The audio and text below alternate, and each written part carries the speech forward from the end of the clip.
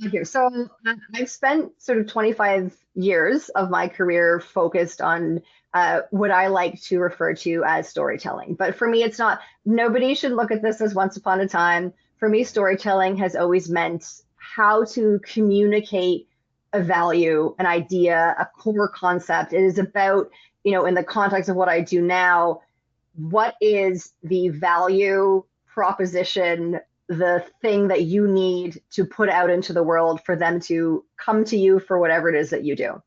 And so I did this in my own companies and working in marketing, copywriting, journalism. I tell people I've sold products, I've sold brands, I've sold people, not people, personal brands, ideas, the whole gamut.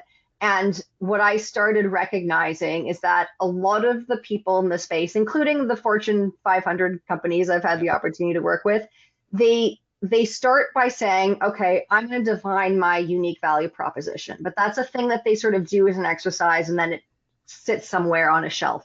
And then they go away and they say, oh, okay, we need a social media strategy. Let's figure out how many times a day we post and whether we're on Instagram or LinkedIn, or no, we should be in both. And then how much money should we spend?